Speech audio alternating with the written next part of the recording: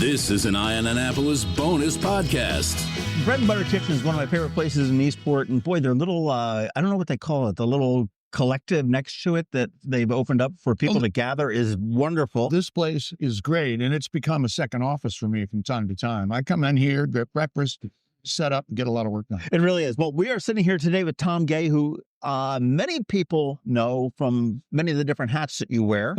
I would say there is no intro needed, but we're going to do it. Anyhow, you are an author, a historian, tour guide, reformed journalist, multi-instrumentalist, and singer with the Eastport Oyster Boys. But we're going to be talking about a book that you just, I wouldn't say you just finished, you probably finished it a year ago, but it's just come out, it's published? After a lot of effort, we finally have it published. And it came out in April of this year. 2025 was when it was released. And I've been on a whirlwind ever since trying to promote the book, and I've been doing talks, interviews. I'd like to do a lot of book clubs. Yeah. So if you're out there in a book club, give me a call, because I like to come and meet with the book club people. And so I've done that a lot. Well, the book is called Chesapeake Bound. Yeah. And is historical fiction. It started out as historical fiction and it ended as historical fiction. So, okay. But it has a heavy component of nautical fiction, because We have water around here. Part of that way. But a large part of the story takes place on an ocean voyage coming over here. And so the guts of the story explain why people back in London in 1765 era would indenture themselves as servants and come to America to escape London. And to get here, you have to take a long ocean voyage. And the Concorde was a pipe dream at that point, right? I'm sorry? The Concorde was a pipe dream at that time. So the only way to get here is by wooden ship. That turned it into a nautical story because, I don't know, a good half of the book takes place on a boat. And I tried to take advantage of my sailing experience that I learned right here once I moved to Annapolis. Little things like, in those days, the left side of the ship, if you're facing forward, is not called port yet. It's called larboard, and the other side is starboard. And port was a direction, bring her to port, Okay. That, but they still sort of called the port side larboard, which was confusing. It wasn't until the early 1800s that they just said, wait a minute, it's too confusing. They started calling port and starboard. I have never heard of that. Now, is that a bunch of BS? No. I mean, come on. You were just telling me a story about how the Eastport Oyster Boys, they migrate with the oysters. So I don't know what you're giving me. All right. No. I'm giving you what is known as true facts. And the Insaniacs was a great DC band. I read about it in Richard Henry Dana's 2 Years Before the Mast. And this takes place in 1820-esque era. And he did an autobiography of his time on the Pilgrim as a sailor. And they sail around the Horn down South America. And he explains they were just getting used to calling the left side of the boat port. So that's where I got that from, is I read stuff. Interesting. And I file ideas away. Well, I mean, the plot line on this is that there is an English doctor back in the 1760s in London, got wrapped up in a false accusation. Yes. And that was the impetus to get on a boat and come here. Yes. As I learned in writing school, the inciting incident is related to this English guy. He's not really a doctor. I call him Oliver. Okay. He's a naval surgeon. Now, back in this era, surgeons were like barbers, and they were not surgeons in our modern sense. They were not highly respected as doctors and physicians would be. And in those days, if you were a physician in the 18th century, I mean, you were from wealth, you went to school, and you learned as much as they knew about medicine in those days, which, as it turns out, is not much. So surgeons were barbers. They weren't the high-class guys. But anyway, he's key to the story because in England at the time, there is still a lot of religious persecution. And since my hero happens to be an Irishman, and he's a musician, and he's Catholic, and he's running around Protestant London, there's a lot of prejudice against him. So that all works against him. And he has a secret power. I gave him a superpower. He has a really good bedside manner as a medical apprentice. And because of that, people tend to get better or relax, and their body's able to heal themselves better than people who are all nervous and they're not treated well with good nursing. And in those days, this was the age of heroic medicine. Even the best physicians at the time had no idea what caused a disease. They didn't know that germs, bacteria, viruses existed. They barely understood the blood circulating. They had no idea what caused smallpox in the first place, for example. It just happened. It just happens, and They don't know why. They understood that milkmaids could get immunity through cowpox and milk pox. It was a lighter form, but they didn't really understand the mechanisms of why it goes. The only treatment the best physicians of the time could offer was bleeding. So I try to explain all that in chapter 1. It's a lot of stuff to cram into a story. Sure. But it sets the stage. I wanted the reader to understand that medicine back then was pretty horrific as opposed to heroic, because all they could do was chop your arm off. You know, it's funny you talk about that. I mean, I often Bleed you. think about, at what point in time did somebody say, you know, he's got that stomach ache. Let me get a knife and cut open the stomach and see if I can pull something out. You know, I mean, it had to start at some point. Well, back in Leonardo da Vinci's day, in the Renaissance, he would take cadavers and dissect them. So he understood the body and the muscles and all that really well. That's why all those Renaissance sculptors were so good at reproducing the body. They understood the mechanism under the skin. But they didn't know the germs and bacteria caused the problems. They just that stuff hadn't been invented yet, had not been discovered yet. So when anybody got sick, including Charles Carroll of Carrollton, who makes an appearance on page 1, I'm not one of the 4 that we have here. Yes, signed. I'm glad you know. Carroll makes an appearance on page 1. I'm not giving anything away. It's not a plot point, but I'm grounded in Charles Carroll because I was a docent at his house for 5 years. So I learned a lot about him. And it was because of that, I started going down the 18th century rabbit hole and studying, well, how did he get here and how did his family get here? Oh, and they had servants and how did they get here and all this stuff. So about 5 years of absorbing all that. And then I started writing the story. But the point was, doctors in those days had no idea how to treat things. And they all believed, as the ancient Greeks had believed, that diseases were caused by ill humors in your body, ill humors in your blood. You had an imbalance of good and bad blood somehow. So their idea was, okay, well, we'll cut you and bleed you, and that'll bleed blood out. They had no way to tell, is that the good blood or the bad blood coming out? Yeah. The other ways they would try to relieve your humors, the ill humors, is they would give you stuff, giant pills, some kind of stuff, but they either make you throw up or have diarrhea. And that was a way to expel stuff out of your body. That's the best they had. They also had this thing called blistering, where they purposely caused blisters in your body. So when these blisters popped up, they would pop them and bleed that out. I mean, it was horrific. They just didn't know.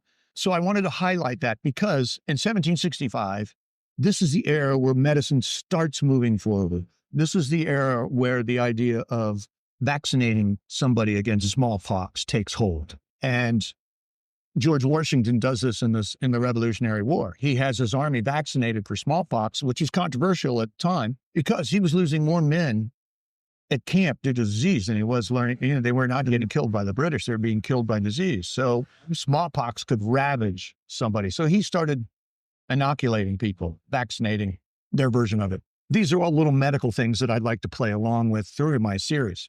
But that's not the main point of the story. That's something to set the stage, right? And then because my hero, Michael Shea, has a good bedside manner, Carroll tends to recover more, and he has a mild case. And then because of that, Carroll befriends him. This part is I made up, that Carroll and my hero actually meet. Carroll is real. My hero is not made up. But I thought, okay, I won't stretch it too far. They have a relationship, and that's important because it demonstrates that my hero has the ability to mix and mingle with the upper class people, which in those days was very unusual. And I wanted to have this capability built into Michael Shea because I have plans for him where this is going to be to his advantage through the series. Okay. And it's based on being a musician and a reporter. As a musician and a reporter, I used to have real access to the high and mighty that I would never have gotten as just a regular Joe. So we'd be invited to political parties, lobbyist parties, as when we were in the Irish bands. We would walk in there as Tip O'Neill hanging out. I could go walk up and talk to him, say, hey, shake hands. Well, you know, I had dinner with Ronald Reagan once because I was a reporter. Me and 2,000 other people at that event. But I got to see Bill Clinton in his Oval Office because I was a reporter. And as a musician, it's the same thing. People would come to hear the band. They would like it. And it's especially true when we were an Irish band. And they go, oh, we want to hear more and more Irish. Come to our event. And we'd go to country clubs. We'd go to these really nice places. I would never get invited there. Sure. So reporters, musicians have access that most people don't have. So that's why I built Michael to kind of have that access. When it comes in handy in the storylines, that it gives a plausible reason why he's able to do things that his buddy, who's just a carpenter, can't do. It sounds like there was an awful lot of research that, I mean, you've got your, we'll say your fantasy, your made up part of, Michael and everything else, which I'm assuming is loosely based on yourself. I mean, your own career. There's a lot of research that went into this thing. It's a lot of research. It's easy to do the research and it's fun. The hard part's writing it, turning it into dialogue and making it make sense. My books are not autobiographical. I think of them as auto-aspirational. Okay. Meaning, I wish I could be the violinist that my hero is. I never will be. I'm just, a rank amateur. This guy's really good. So I wish I could be this. Okay. I wish I had medical intuitive powers. I do not. But there are other people in the world who seem to have a healing capability. And my joke in some of my presentation is, there was this guy named Jesus 2,000 years ago, and he ran around the countryside and was able to heal people. And all he had was mud and spit. So there are people who have healing capabilities, and I actually experienced it at times. So I discovered acupuncture, and it worked for me. I discovered Reiki. It was very helpful for me. I just started energy work. Certain people have hands-on capabilities where they put their hands on you, and you can feel the energy or the warmth. I don't know if it cured me directly, but it made me relax. It made me feel comfortable. And when you're comfortable and you're relaxed, your body has a chance to heal itself. It sounds like the immune system would kick in and help you. My acupuncturist is Dr. Fong, and he's great. He's a medical doctor in the Western sense. He's also a Chinese medicine guy. And he says, what I'm doing with acupuncture is I'm rebalancing the energy flows, and that's going to allow your body to then heal itself. And lo and behold, when I had a problem, he cured me. I give him credit because I did 6 months of Western med. I still had the same problems. It never went away.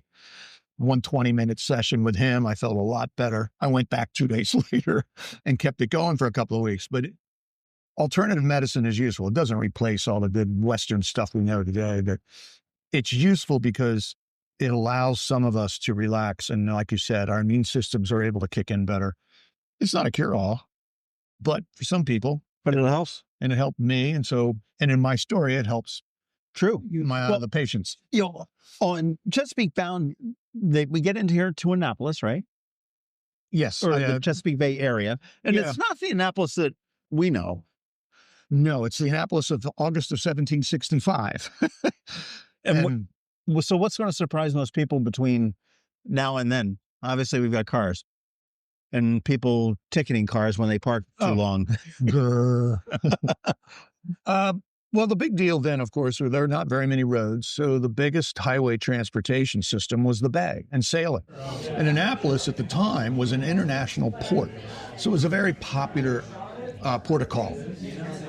One of the reasons it was a port of call, in 1765 especially, was the king ran everything then. And we had become an official port of call. That meant that anybody who was shipping product out of the colonies or bringing it in had to come into an official port. They had to go to the customs office and pay the duties on the boat, whatever the cargo was, pay the duty right away before they could unload it to the various merchants. So Maryland was taxing the hell out of everybody back in the 1760s too? No. As well. The colonists were very lightly taxed compared to their English counterparts back in England. The heavy taxation that people complain about today is a little different than it was then. But in the background of the story is the Stamp Act crisis.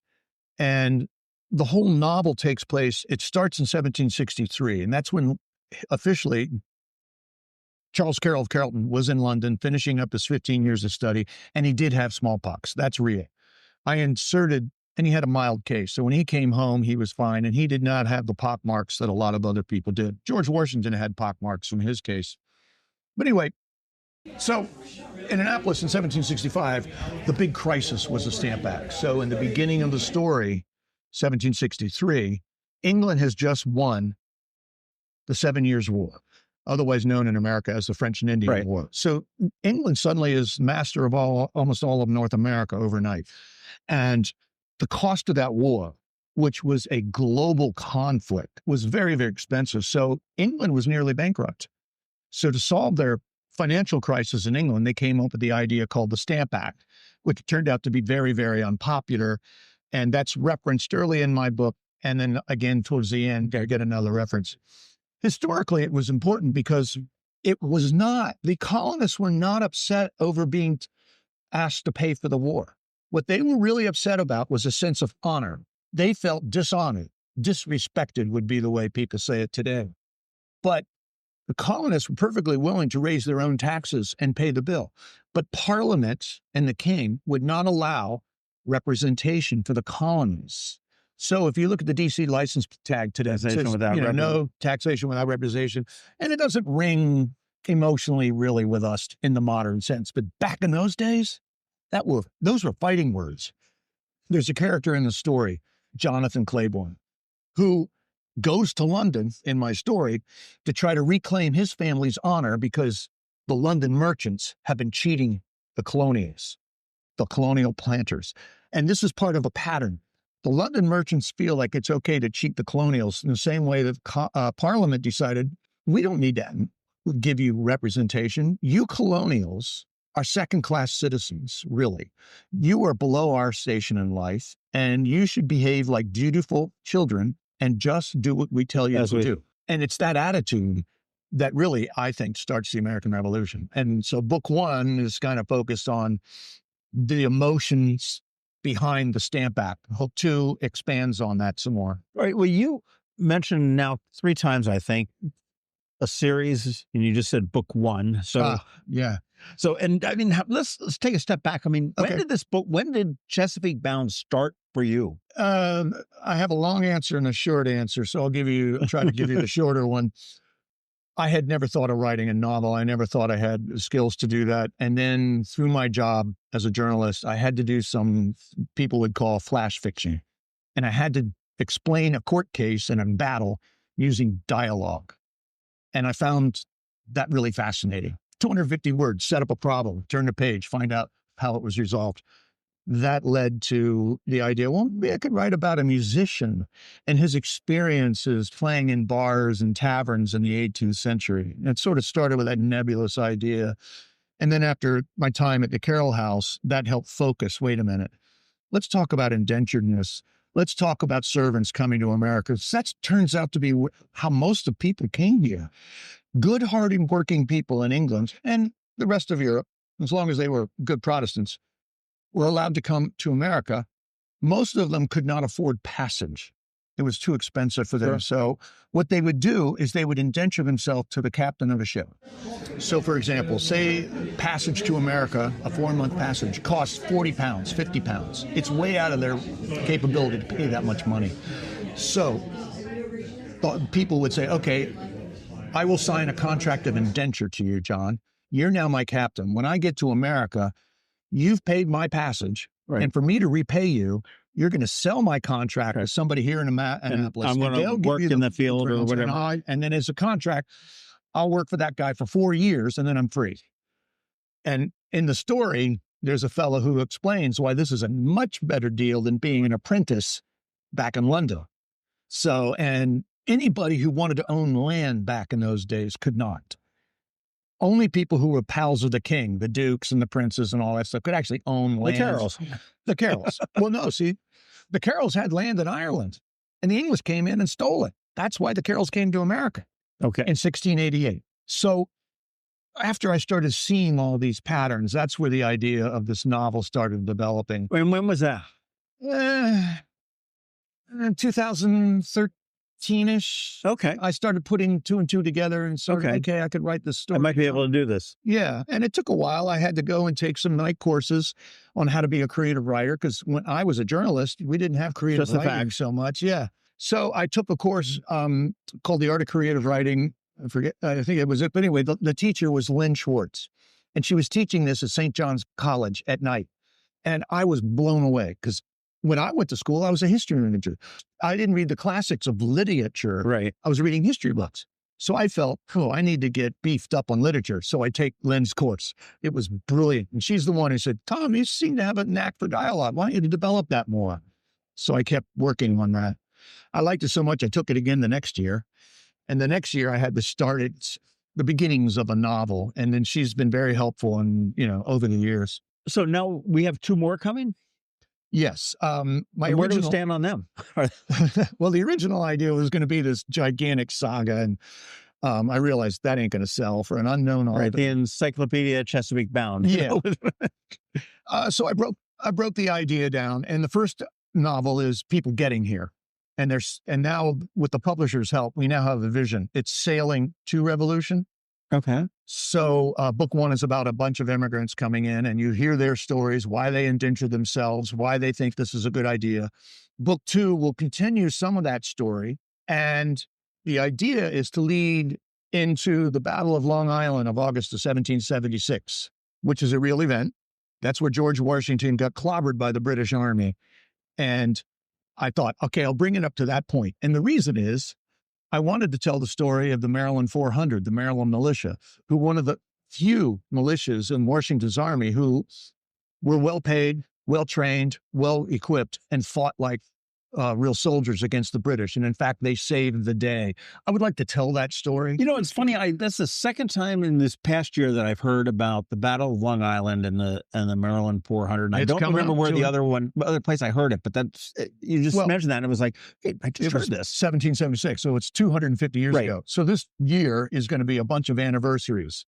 4th of July, 250 years ago. Well, August of that year was the big battle at Long Island, right? And then Washington gets clobbered, but he escapes. And I want to tell these stories because from my understanding, a lot of people don't remember this stuff. And another one was, Maryland is known as the first line state. It's one of our nicknames. Well, where did that name come from? So I wanted to try to work that into the story as well. So I have some history goals that I would like to share with people. And those are kind of the background as you follow the lives of Michael and his girlfriends. And now you just teased me here. So why are we called the first line state? My understanding is that during the Battle of August of 1776, the Battle of Brooklyn Heights, there was a creek called Gowanus. This is true. And that's where the Maryland 400 fought, and half of them were wiped out by the British, but they stopped the British and delayed the attack long enough so Washington's army could hide behind the barricades. And the British think, we'll get them tomorrow. Washington observes this battle, and he says to an aide, oh my God, they're fighting like an old line of veterans. And they're brand new people. These are brand new guys. So the story comes from Washington's comment about the bravery of the Maryland militia. And I thought as Marylanders, we ought to be proud of that stuff. We should be thumping our chest for that. Yeah, I think so. So I want to thump it in the book 2. Awesome. Book 3 is we continue the story in the occupation of New York City, where my hero is going to be a spy. James Bond stories. What's the timetable on all this? I've given myself a deadline to have the first draft of book 2 by June 1. Which means I got to scramble. Got to get your butt in here. I got to get scrambled. So I wrote I got 800 words yesterday, 1,400 the day before. So momentum's starting to build. I've got about 12,000 words on it. I got a ways to go. But this time I have the outline of where I want it to go. Before in book 1, I was really, what about this? What about that? What about this? I had a lot of ideas. Well, sure. You've got the base here. I mean, you're building, I would imagine for an author, you're probably building a pyramid. Okay. You've got Chesapeake Bound. Yes. Which has this base, and we just build on top of it until the pinnacle, and then call it a day. Yeah, we'll see. We get there. That could be book 6 when we call it a day. So there's other stuff in Maryland that happened. Like the Peggy Stewart affair. Sure, that's a Maryland event, and it doesn't get a lot of attention outside of Annapolis. But Annapolis represents really emotionally, I would like to say, but it is violent protest. For the Stamp Act, we had mobs of 300 people walking through the streets, screaming and yelling at the Stamp Act collector, a guy named Zachariah Hood. And before that, they marched around the Capitol building and they burned his effigy in front of the governor so they could let everybody know, hey, we don't like the Stamp Act. And then when Zachariah Hood shows up, the mob shows up and roughs him up. He gets back on the boat. Later, the mob shows up again. They ransack his office at City Dock, which he had leased, by the way. Right. So another person got the raw end of that stick. And then when the British ship finally shows up carrying the stamp paper, the mob shows up and has a staring contest with the boat out there in the harbor. And Governor Sharp goes to the captain of the boat, hey, man, don't unload this. I don't have a police force. These guys have already had 3 riots in my city. I can't control them. You don't have enough soldiers on your boat. Right. So actually what happens is the captain did not unload the stamp paper, and he ended up sailing back to England. And the King George and Parliament lost a lot of money in the Stamp Act situation. It's a shame. Yeah. Well, and the irony of it all is they should have known better, because there were better alternatives available to them at the time, and they knew it. But they were so arrogant that they had the sense that we are born to rule, and you colonists are born to be ruled. And we're not changing that equation. There were other people in Parliament who were arguing, no, man, give the colonists a seat at Parliament. That way, the colonists say, okay, we're represented. We don't like the tax, but we're represented. We had a voice. We'll accept the rule of Parliament. That's the way taxes should have been done then. And they didn't. The Brits didn't learn it. And then they kept not learning the lesson all the way up until the war started out. They kept repeating the same mistake. I got all these ideas, which is called Folly, from Barbara Tuchner. And she wrote a book called The March of Folly. She's brilliant. Her famous book is the August 1914, where she talks about the beginning of World War I. Okay. And she wrote another one about World War I called The Ivory Tower. She is like my history professor, Gordon Prang, back at the University of Maryland. He wrote the book that became the movie Tora, Tora, Tora. His whole focus at his classes, and this is where I learned all this, was not about the battles. All right, we did Lexington, Concord, then we did Boston, now we're going to do New York City, and, that's the way the American Revolution goes. Tuchman and Prang are all about why the war started. What are the social and economic conditions that create the conditions to force people into war? In the American case, you had George Washington. He's a good, loyal subject to King George. He desperately wanted to join the British Army and be part of the British aristocracy, and they wouldn't let him in. So how did King George manage to turn George Washington into a revolutionary and start a war? That's the amazing thing. Go figure. So when you read all of my stories, all that will become evident. Yeah, this is a real fascinating story. And I mean, we get a bigger peek at this on the 22nd of January at the Annapolis Maritime Museum, right? You will. And I have a slideshow to go with it. And I even have some drawings about the Stamp Act stuff so people can visually see what happened to Zachariah Hood. And I think that's critical because it shows how emotionally upset the Annapolitans were. And then it turns out all the colonies hated the Stamp Act. And that's where this whole idea of revolution starts. Now, in 1765, the colonists weren't ready for independence. Even as late as Lexington and Concord, they were still hoping they would have some kind of rapprochement with the government and reunite with England and all that. It took a long, long time for these guys to go, no, we're having a revolution. Charles Carroll said differently early on, no, we need to be independent. Nobody seems to know this stuff, so I want to highlight him if I can. Well, that's right. Well, the Annapolis Maritime Museum is part of their winter lecture series. Yes. And it is on Thursday, the 22nd. Yeah. It gets underway, I think, about 7 o'clock, but you can go to amaritime.org and pick up tickets. I think they're only $10 a piece, but it's a bargain at twice the price. Well, I would suggest that you join at the first mate or higher, and then you go in for free. And then you support the Maritime Museum. And there you go. There's a grand idea. And you can get in there and all that. But I mean, this is a fascinating book. And I mean, I imagine we'll get a peek at what's coming up in round 2 and round 3. And yeah, I'm trying not to give it away yet. Oh, yeah, that's right. I'm still working it out. Little sense of suspense there. Will they be for sale at your talk? Will you have some? Yeah, I'll have some books for sale at my talk. And if you can't make it, you can go to Old Fox Books in Annapolis. They have copies. Why wouldn't you want to go to Old Fox Books? I love that place. It's also in Severna Park at Park Books, and I got to go to plug in for Annapolis Barnes & Noble. Yep, and can you get it at Amazon as well? Oh, it's on Amazon. It's on all the online on the online things. Yeah. So any of these stores, if it's out of stock, they can easily order it, and they'll have it in with a week. After people finish this book, and or after they leave the lecture, what do you hope that they're going to think about the next morning? What's the takeaway?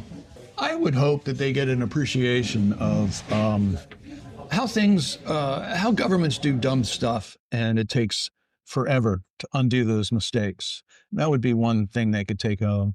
So you're encouraging all of our current politicians to attend this talk on the 22nd. So by and large. And they should also read Barbara Tuchman's book, March of Folly, because if they did, and she highlights the American experience in Vietnam, and she likens it to the same boneheaded decisions that the Trojans made when they brought the wooden horse into the city.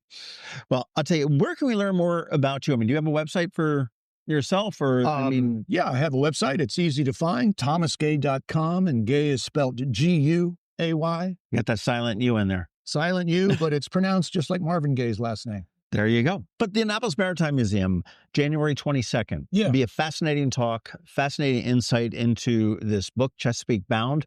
Congratulations on getting it published. Congratulations on getting it done, getting it published, and landing the deal. Is just, I think we're so lucky to live in an area where we've got so much talent and so many different, you got a lot of authors that live in the area. Oh, sure. And all of us authors are hiding all over the place. We're under all the rocks. We have to just turn one over. Well, they do say that everybody has a book in them. I haven't gotten mine out, but Tom Guay, you've obviously gotten yours out. And thank you so much for your time. Oh, thanks, John. I really appreciate it. This has been a bonus podcast from Eye On Annapolis. Please visit us at eyeonannapolis.net. Follow us on Facebook at All Annapolis and on Twitter at Eye On Annapolis. And if you haven't subscribed to the Daily News Brief podcast, go for it. And all of your local news will be delivered to your phone, tablet, or smart device by 6 a.m. every Monday through Friday.